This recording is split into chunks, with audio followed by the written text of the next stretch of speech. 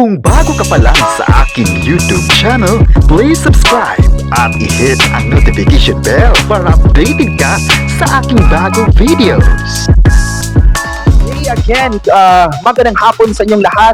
Yes, especially sa ating mga viewers na nakatutok live na live pa rin ngayon ng alas 5 ng hapon, September 21 pa rin. At tuloy-tuloy pa rin yung mainit na mga kwento dito nga sa Presko Balita. At ako pa rin si Kenneth at ako ang magbibigay sa inyo ng Preskong Balita.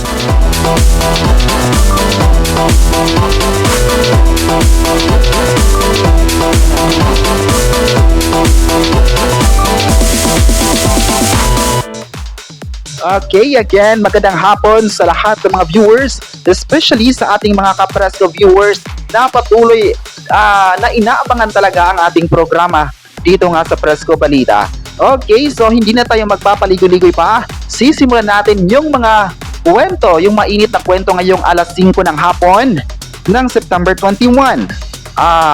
Ayon pa sa chika, Kim Pao, marami pang mga proyekto na aabangan sa ABS-CBN. Well, congratulations sa dalawang ito kasi nga nakita natin kung gaano mas nag-level up pa ang kanilang tandem. Diba kahit marami mang mga netizens ang gustong or maraming mga intriga man ang nakuha ng dalawa even ngayon, diba? Pero nakita natin kung gaano sila kapalaban. Nakita natin kung gaano sila ka-sincere sa kanilang tandem, gaano sila consistent pa rin sa paggawa ng mga series sa kabila ng mga challenges na nakuha nila sa kanilang love team. Pero alam ng lahat kung gaano kasaya yung mga Kim Pao fans, especially na nakatutok ngayong hapon po ng ngayong pong September 21, na alam ko na ipinakita nyo rin ang pagmamahal sa dalawang sikat na kapamilya na sina Kim at Paolo, na talagang sinusuportahan talaga nila mga ka-Presko, no? Ito yung mga nakakagulat talaga sa buong Kim Paolandia, na kahit anumang mga challenges na encounter ng kanilang mga idolo ay talagang andyan sila, diba? Present pa rin sila para ipaglaban ang kanilang idolo. Well, nakaka-proud talaga na maging part ng Kim Pao, di ba? Nakaka-proud na hindi talaga iniwan nila sina Kim at Paolo sa kabila ng mga issues na ibinabato sa dalawang kapamilya stars na ito. At nakita talaga natin na mula noon sa kanilang unang series na mula pa sa Linlang at sa What's Wrong with Secretary Kim at sa kanilang unang movie project na My Love Will Make You Disappear, at hanggang ngayon sa The Alibi, ay andyan pa rin kayo mga ka-Presko, mga ka-Kim Pao fans, para ipagpapatuloy pa ang suporta kay Kim Chiu at Paolo Abilino. Well, isa ito sa masabi ko na magandang factor para din sa sa Kim Pao fans, sa Kim Pao, para ipagpapatuloy yung kanilang mga trabaho, di ba? At nakita din natin ngayon kung gaano sila ka-prepare. At ang latest ngayon na balik taping na nga itong dalawa para sa pagpapatuloy ng The Alibi. At syempre, marami na namang mga paayuda ang Kim Pao dyan, diba? Sa kailang pagpapatuloy ng taping nga ngayon sa The Alibi.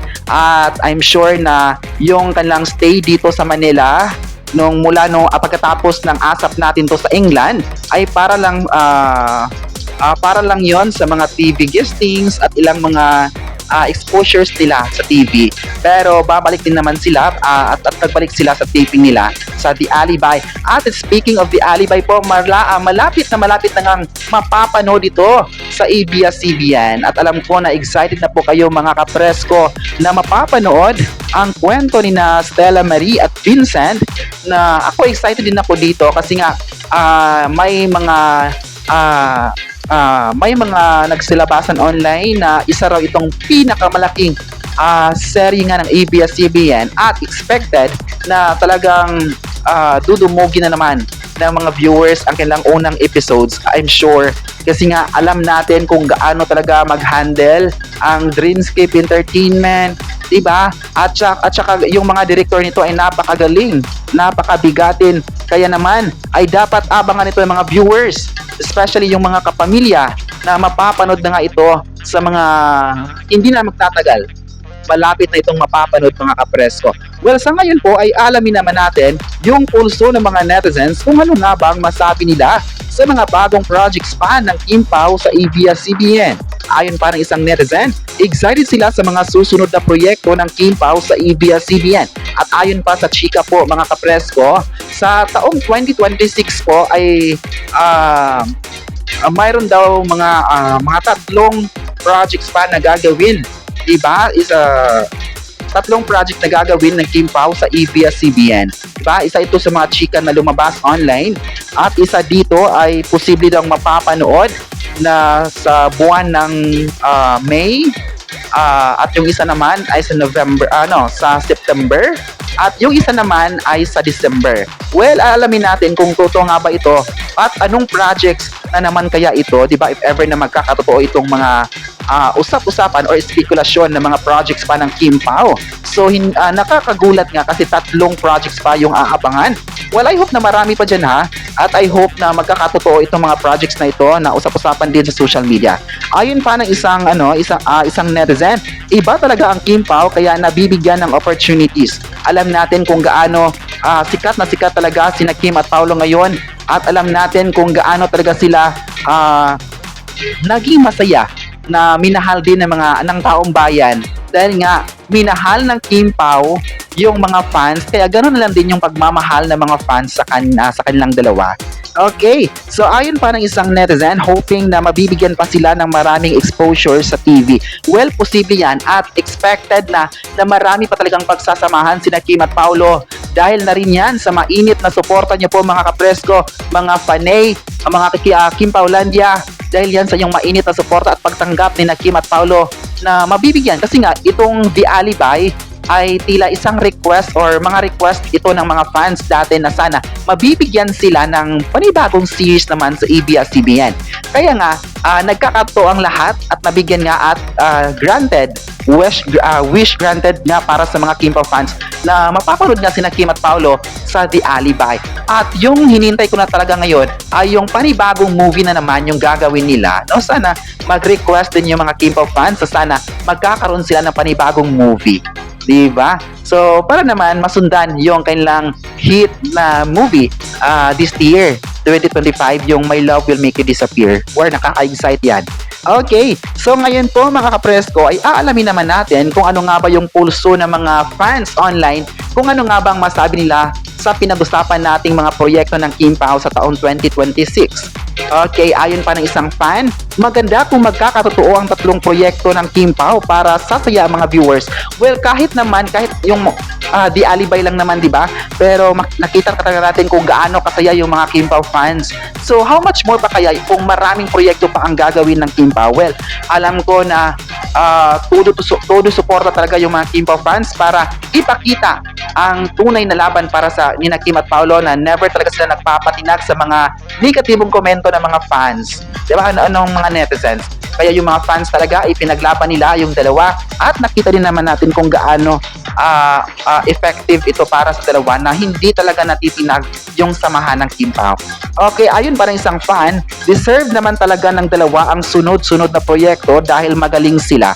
Yes, tama yan. Isa silang versatile actors ng henerasyon. Kaya gano'n na lang din kamahal ng mga fans sina Kim at Paolo at nakita natin kung gaano sila kagaling sa kanilang mga ginagawang series.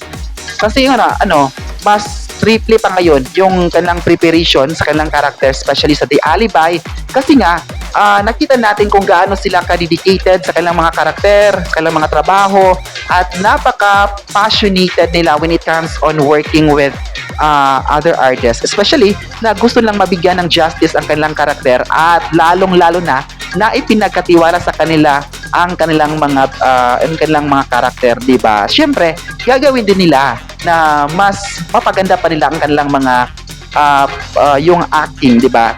Na talagang magugulat yung mga fans at balita din ngayon na marami pa talagang aabangan kasi nga yung mga fans nga na nakakapanood ng taping nga sa Cebu ay nagulat sa mga matitinding eksena nga ni Stella Marie at Vincent, diba? So abangers na talaga ang mga Kim Pao fans ngayon. Okay, ayon pa ng isang fan, sana nga sa 2026 ay marami pa silang pagsasamahang dalawa. Well, gaya ng sinabi ko kanina, marami pa talaga ang pagsasamahan sina Kim at Paolo.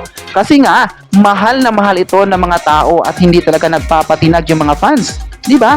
Na susuportahan, so how much more pa kaya kung may mga bagong proyekto pa na gagawin sina Kim at Paolo ay mas lalong mamahalin pa ito ng tao. Alam natin na wala ka talaga makikita negatibong komento, 'di ba? Nakita natin kung gaano ipinaglaban talaga kung may mga issue man na ikinaharap itong si Kim at Paolo ay 24/7 na ipinaglaban ito ng mga Kim Pao fans. Well, congratulations. Okay, so ngayon po ang alas 5 ng hapon, ito lang muna yung balita ngayon. At bukas po mga kapresko ay babalik na naman ako para ipagpapatuloy pa natin ating kwento dito nga sa Presko Balita. Okay, kayo po mga kapresko, ano ang masabi nyo na marami pa raw mga proyekto ang gagawin ng Kim Pao? I-comment na kung excited na ba kayo sa mga proyektong ito at huwag kalimutang i-subscribe ang ating YouTube channel.